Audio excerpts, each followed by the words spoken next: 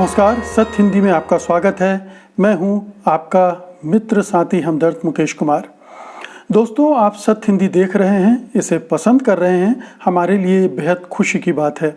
हम चाहते हैं कि हमारा आपका ये संबंध और भी प्रगाढ़ हो, मजबूत हो। इसके लिए हमारी आपसे गुजारिश है कि आप इस वीडियो के साथ दिए गए डिस्क्रिप्शन में जाएं, उसमें नीचे एक लिंक है, उसको क्लिक करें। हमें यकीन है कि आप ऐसा ज़रूर करेंगे। तो आइए अब शुरू करते हैं आज का कार्यक्रम सुनिए सच में सबसे पहले आज की खास खबरों पर एक नज़र। देश भर में दुकानें खुलेंगी लेकिन शर्तों के साथ, मॉल बंद रहेंगे। मनमोहन ने कहा डीए में कटौती गलत, योगी ने भी रोका डीए। लॉकडाउन का 1 महीना पूरा, मरीज बढ़े, टेस्टिंग अभी भी कम। यूपी में भारी लापरवाही, अस्पताल के बाहर खड़े रहे 69 कोरोना मरीज। संजय कोठारी बने सीवीसी, कांग्रेस ने नियुक्ति को बताया था अवैध। और आइए अब तमाम खबरों पर विस्तार से चर्चा करते हैं। सबसे पहले आज की सबसे बड़ी खबर लेते हैं। केंद्रीय गृह मंत्रालय ने लॉकडाउन में ढील देते हुए देश भर में दुकानों को खोलने की अनुमति दे दी है, लेकिन मॉल बंद रहेंगे। यह अनुमति इस शर्त के साथ दी गई है कि सभी लोगों को सोशल डिस्टेंसिंग के नियमों का पालन करना ज़रूरी होगा, मास्क लगाना होगा और ग्लव्स पहनने होंगे। शहरों और कस्बों में बाजार बंद रहेंगे और छोटी मोटी दुकानें ही खुलेंगी। ग्रामीण इलाकों में सभी दुकानें खुलेंगी, लेकिन हॉट स्पॉट और कंटेनमेंट जोन के इलाकों में अभी दुकानें बंद ही रहेंगी। तो अब ये लॉकडाउन में थोड़ा थोड़ा ढील देने का सिलसिला शुरू हो रहा है। 3 मई करीब आ रही, उसके 1 हफ्ते पहले सरकार ने ये फैसला किया है। हालांकि 20 अप्रैल से ही थोड़ी बहुत छूट देने का काम शुरू हो गया था। अब ये दूसरे फेज की ढील है और उम्मीद की जा रही है इस ढील के ज़रिए कि इससे आर्थिक गतिविधियों को थोड़ा और गति मिलेगी और जो छोटे मोटे काम दुकानदार हैं उनको भी अपना काम धंधा शुरू करने में मदद मिलेगी, ताकि उन पर जो आर्थिक बोझ पड़ रहा था वो कम होगा। लेकिन सवाल ये उठता है कि लॉकडाउन में ढील देने के नतीजे क्या क्या और हो सकते हैं। ये तो तय है कि सोशल डिस्टेंसिंग का मामला हिंदुस्तान में बड़ा जटिल है और लोग उसको लेकर बहुत ज़्यादा जागरूक और प्रतिबद्ध नज़र नहीं आए हैं। थोड़ी सी छूट मिलने पर ही वो टूट पड़ते हैं, जैसा कि तमिलनाडु में हुआ। अभी आज ही तमिलनाडु में लोग एकदम से बाज़ारों में टूट पड़े। तो ये स्थिति अब हमारे जो देश भर के छोटे छोटे गांव हैं और मोहल्ले हैं उनमें भी स्थिति ये पैदा हो सकती है। मेल जोल से ये खतरा बढ़ सकता है कि जो सोशल डिस्टेंसिंग की बात है वो टूटेगी और सोशल ट्रांसमिशन बढ़ सकता है। तो ये खतरा है और इसके मामले में ये सोचना बहुत ज़रूरी होगा कि ये जोखिम लेना कितना सार्थक होगा। और एक क्वेश्चन मार्क के साथ ही हम इसको देख सकते हैं। दूसरी बात इससे जुड़ी ये है कि बहुत सारी सरकारें अभी इसके हक में नहीं हैं और वो शायद कुछ सरकारें तो अभी पूरी तरह से लॉकडाउन को कुछ समय के लिए आगे बढ़ाने के हक में हैं। वो इसी तरह की बात कर रहे हैं। इसमें से दिल्ली सरकार भी नहीं चाहती कि अभी कोई भी ढील दी जाए। तो ये कुछ राज्य सरकारों पर भी निर्भर करता है कि वो अपने यहाँ किस तरह से इसको लागू करते हैं। दूसरी तरफ हम केरल का उदाहरण भी जानते हैं, जहाँ पर पहल ही सारी चीज़ें देख ली गई और काम किया गया। तो आज नतीजा ये निकला है कि वहाँ केसेस बहुत कम हो गए हैं और सरकार वहाँ अब अपनी गतिविधियों को, आर्थिक गतिविधियों को बढ़ाने की स्थिति में है, बाज़ार खोलने की स्थिति में है। बल्कि उसने तो रेस्तरां वगैरह खोलने के भी फैसले कर लिए थे। दिल्ली सरकार ने केंद्र सरकार के कहने के बाद फिर उसको रोका गया था। तो ये राज्य और राज्यों में भी विभिन्न इलाकों पर निर्भर करेगा कि वहाँ क्या स्थितियाँ बन रही हैं। उसके बाद ही इन फैसलों पर अमल किया जाएगा और उम्मीद करनी चाहिए कि जो राज्य सरकारें हैं इसके अमल में बहुत सावधान रहेंगी। अगर उन्होंने लापरवाही की, और लोगों को भी सावधान रहने की ज़रूरत है, अगर उन्होंने लापरवाही की तो फिर ये कोरोना का संकट लगातार बढ़ता जाएगा। और जैसा कि कुछ संस्थानों ने भविष्यवाणी की है कि 15 मई तक 38,000 मौतें तक हो सकती हैं, तो वो नौबत ना आए, इसका हमें ख्याल रखना पड़ेगा। अगली खबर का रुख करते हैं। पूर्व प्रधानमंत्री डॉक्टर मनमोहन सिंह ने केंद्रीय कर्मचारियों के महंगाई भत्ते में कटौती को गलत बताया है। उनका कहना है कि मुसीबत के समय उन पर ये बोझ डालना ठीक नहीं है। इसके पहले राहुल गांधी भी कह चुके हैं कि डीए रोकने के बजाय सरकार को 20,000 करोड़ का सेंट्रल विस्ता प्लान और बुलेट ट्रेन प्रोजेक्ट रोक देना चाहिए। सेंट्रल विस्ता प्लान के तहत सरकार नया संसद भवन और कुछ नई इमारतें बनवाना चाहती है, जहां संसद भवन है, जहां राष्ट्रपति भवन है, उसके आसपास। उधर उत्तर प्रदेश सरकार ने भी केंद्र की तरह अपने कर्मचारियों का जनवरी से प्रस्तावित महंगाई भत्ता व पेंशनरों की महंगाई राहत 6 महीने के लिए रोक देने का ऐलान किया है। इसके साथ ही सरकार ने 6 तरह के भत्ते भी स्थगित कर दिए हैं। 1 जनवरी 2020 से जून 2021 तक डीए बंद रहेगा। इसके अलावा सचिवालय भत्ता, पुलिस भत्ता भी बंद कर दिया गया है। इससे यूपी में 16 लाख से ज़्यादा कर्मचारी प्रभावित होंगे। वहीं 11.82 लाख पेंशनरों को भी झटका लगा है। तो आप देखिए कि चाहे वो केंद्र सरकार हो, चाहे उत्तर प्रदेश की सरकार हो, वो अगर खर्चे में कटौती कर रही है तो किन पर बोझ डाल के कटौती कर रही है। उन वर्गों पर, अब देखिए पुलिस के भत्ते कम किए जा रहे हैं, जबकि पुलिस इस समय सबसे ज़्यादा स्ट्रेस में है, सबसे ज़्यादा परेशानियों का वो उसी को झेलनी पड़ रही हैं। मेडिकल कर्मी हैं, सरकारी ऑफिसर हैं, उन सब पर जो ऊपर स्तर के जो अधिकारी हैं उनके पर तो फ़र्क नहीं पड़ेगा, लेकिन मझेले और निचले स्तर के अधिकारियों पर और कर्मचारियों पर इसका बहुत बुरा असर पड़ेगा। तो जो दूसरे विकल्प हैं उनको आजमाया जाना चाहिए था। डॉक्टर मनमोहन सिंह का कहना इस मामले में बहुत दुरुस्त है कि अभी कम से कम इस तरह का समय नहीं आया है कि इन पर बोझ डाला जाता। बोझ डालना था तो जो रिच क्लास है, जो दौलतमंद तबका है, उस पर डाला जाना चाहिए था, लेकिन उस दिशा में अभी तक केंद्र सरकार या राज्य सरकारों ने कोई पहल नहीं की है। उन पर कोई नया टैक्स नहीं लगाया है, उन पर कुछ दूसरे कटौतियों की रियायतें जो उनको मिलती हैं दूसरे तरह की, उनमें कोई कदम नहीं उठाया। तो ऐसा लगता है कि सरकार का जो रवैया है वो जो प्रो रिच, मतलब जो धन दौलत वालों के समर्थन वाला रवैया है वही है, और आम आदमी पर, निम्न वर्ग पर बोझ डालना वो जारी रखे हुए है। ये एक बहुत ही नकारात्मक रवैया है, ख़ास तौर से उन वर्गों के लिए, पेंशनरों के लिए, जिनकी पेंशन से ही जीवन चल रहा है। और ऐसे तालाबंदी के समय, बंदी के समय कितना दबाव उन पर होगा, कितना प्रभाव उन पर पड़ेगा, कितना उनके मानसिक रूप से वो कितने परेशान होंगे, ये सोचा जा सकता है। लेकिन सरकारें इनके बारे में कम सोच रही है, अपने ख़जाने के बारे में ज़्यादा सोच रही है, और कोरोना से लड़ने के लिए जहाँ से धन आ सकता है उन सोर्सेस को कम इस्तेमाल कर रही है, इन पर बोझ डालकर ज़्यादा लूट खसोट कर रही है। ये गलत है। और आइए अब अगली खबर का रुख करते हैं। पूरे देश में कोरोना वायरस की वजह से लगाए गए लॉकडाउन को 1 महीना पूरा हो चुका है।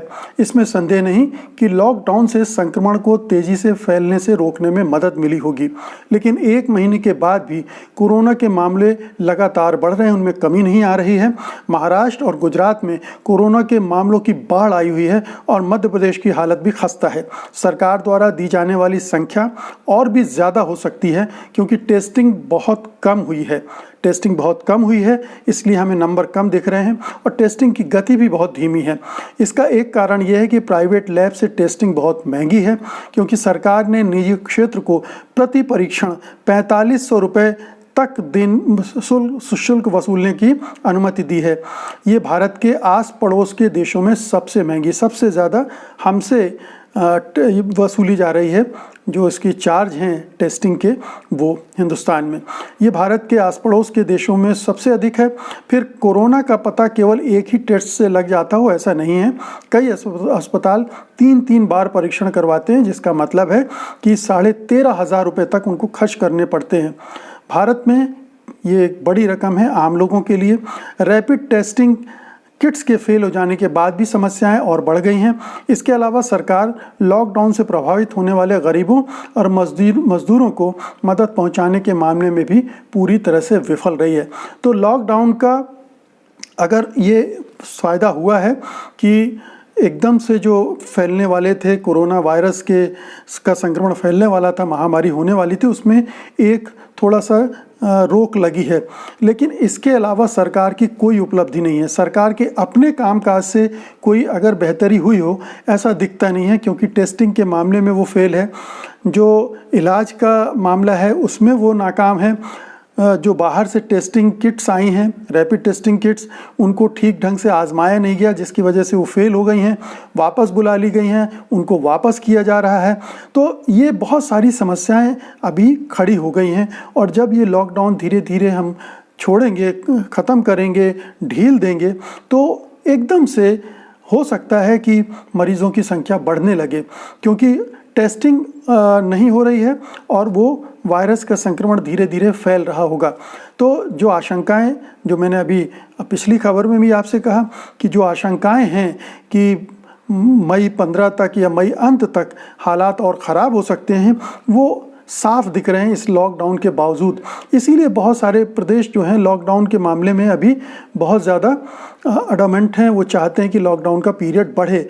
सरकार के स्तर पर वो सक्रियता नहीं दिख रही है, ना तो अर्थव्यवस्था को संभालने की दिशा में, ना ही इस लॉकडाउन से जो प्रभावित लाखों मजदूर, प्रवासी मजदूर इधर उधर फंसे हुए हैं, उनको कोई रियायत देने के मामले में। हमने आपको अपनी इसी कार्यक्रम में पिछले दिनों बताया था कि केवल 10% लोगों तक जो घोषित की गई थी 1 किलो दाल, वो पहुंची है, और 96% लोगों तक कोई राहत ही नहीं पहुंची है दूसरे तरह की। तो ये हाल है सरकार के काम करने का, और वो दावे बड़े बड़े कर रही है, जो कि सही मायनों में बहुत खोखले दावे हैं, और ये हमें बाद में बहुत महंगे पड़ सकते हैं। अगली खबर का रुख करेंगे। उत्तर प्रदेश में कोरोना वायरस के मरीजों के साथ बड़ी लापरवाहियों का मामला सामने आ रहा है। ये मामला यूपी के इटावा ज़िले का है, जहां कोरोना संक्रमित 69 मरीजों को बृहस्पतिवार की सुबह सरकारी मेडिकल कॉलेज और अस्पताल के बाहर 1 घंटे तक फुटपाथ पर इंतज़ार करना पड़ा। इन मरीजों को यहां भर्ती करने के लिए भेजा गया था। कहा जा रहा है कि मरीजों को भर्ती करने को लेकर डॉक्टरों और मेडिकल स्टाफ में विवाद होना इसकी वजह रही। वजह चाहे जो हो, मगर ये जो कुछ हुआ वो बताता है कि राज्य में कोरोना संक्रमण से निपटने में सरकार कितनी चुस्त है और उसके इंतज़ामात कितने दुरुस्त हैं, कैसे हैं। इस तरह की घटनाएं बार बार उत्तर प्रदेश से सुनने में आ रही हैं कि मरीजों के साथ ठीक से व्यवहार नहीं हो रहा है, उनको डॉक्टर अटेंड नहीं कर रहे हैं, वो सही ढंग से जो हॉस्पिटल्स हैं वहाँ पर खाने पीने रहने की सुविधाएं नहीं हैं, वहाँ के शौचालयों की हालत बहुत ख़राब है, वहाँ के डॉक्टर वीडियो और फोटोग्राफ्स सोशल मीडिया पर अपलोड कर रहे हैं कि वहाँ क्या हालात हैं। तो बहुत सारी चीज़ें डर के मारे लोग बता नहीं रहे हैं, लेकिन उत्तर प्रदेश में अंदरूनी इलाकों में हालात बहुत ख़राब हैं, और सरकार केवल डंडे के बल पर ये दिखा रही कि वो सब बढ़िया कर रही है, सब चौकस है, चाक चौबंद है, लेकिन हालात अंदर ही अंदर बहुत बुरे हैं। और ये हालात अभी आगे चल के बहुत विस्फोटक हो सकते हैं, क्योंकि कोरोना वायरस किस पैमाने पर फैला है अभी इसका ठीक आकलन उत्तर प्रदेश में नहीं हो पाया है। ऐसा लगता है कि अभी उत्तर प्रदेश में बड़ा कंट्रोल में है, लेकिन जब टेस्टिंग बढ़ेगी, थोड़ा बहुत ढील दी जाएगी और असली खबरें सामने आने लगेंगी, तब समझ में आएगा कि उत्तर प्रदेश कहाँ खड़ा है। और अब अंतिम खबर का रुख करते हैं। रिटायर्ड आईएएस अधिकारी संजय कोठारी ने शनिवार की सुबह केंद्रीय सतर्कता आयुक्त यानी सीवीसी के पद की शपथ ले ली। वो राष्ट्रपति रामनाथ कोविंद के सचिव के तौर पर काम कर रहे थे। प्रधानमंत्री नरेंद्र मोदी के नेतृत्व में एक उच्च स्तरीय चयन समिति ने फरवरी में कोठारी के नाम की अनुशंसा की थी। इस 3 सदस्यीय समिति में प्रधानमंत्री, गृह मंत्री और विपक्ष का नेता होता है, मगर समिति के तीसरे सदस्य कांग्रेस के अधीर रंजन मजूमदार के पक्ष को दरकिनार करके ये फैसला इस समिति ने लिया था। यानी प्रधानमंत्री और गृह मंत्री ने अपने बहुमत है, तो अपने बहुमत के आधार पर उन्होंने संजय कोठारी को सीवीसी बनाने का फैसला कर लिया था। मगर समिति ने उस समय कांग्रेस ने इसका विरोध करते हुए इस फैसले को पलटने की मांग की थी और ये कहा था कि ये फैसला अवैध है, असंवैधानिक है और कानून के खिलाफ है। उसका कहना था कि नियुक्ति में प्रक्रिया का पालन नहीं किया गया। अगर आप पूरे सीवीसी की नियुक्ति की प्रक्रिया को गौर करेंगे, उस पर देखेंगे, तो आपको समझ में आ जाएगा कि किस तरह से ये नियुक्ति हुई है। संजय कोठारी का नाम तो जो सर्च कमेटी थी उसने जो शॉर्ट लिस्ट किया था उसमें था ही नहीं। अचानक प्रधानमंत्री ने अपने जेब से एक पेपर निकाला और मीटिंग में और कहा कि ये सीवीसी होंगे। तो मतलब वो जो प्रोसेस थी उसका कोई मतलब ही नहीं था। अगर प्रधानमंत्री को अपना ही आदमी बिठाना था उस कुर्सी पर तो फिर तो कोई प्रोसेस रह नहीं गई। फिर एक ये भी दिक्कत सामने आई कि जो फाइनेंस सेक्रेटरी थे राजीव कुमार, वो सर्च कमेटी के मेंबर थे और मेंबर होने के बावजूद उन्होंने अपनी उम्मीदवारी, अपनी दावेदारी भी ठोक दी थी। तो आप सर्च कमेटी के मेंबर हैं और आप खुद दावेदारी कर रहे हैं, ये अपने आप में बहुत ही हास्यास्पद और अजीबोगरीब स्थिति थी। तो पूरी प्रक्रिया को अगर आप देखें सीवीसी को चुने जाने की तो बहुत आपत्तिजनक है और जाहिर है कि सरकार अपने मनपसंद का आदमी उस कुर्सी पर बिठाना चाहती थी, इसलिए उसने सारी प्रक्रियाओं को दरकिनार कर दिया। विपक्ष की जो आपत्तियां थीं उसको दरकिनार कर दिया और सीवीसी पर अपना आदमी बिठाने का सरकार का क्या मकसद हो सकता है आप समझ सकते हैं। पिछले सीवीसी ने भी सरकार की गुलामी की थी, सरकार के हर फैसले पर मुहर लगाई थी और जहां भी सरकार फंसती थी जिस भी मामले में, उसमें वो रोड़ा अटका देती थी।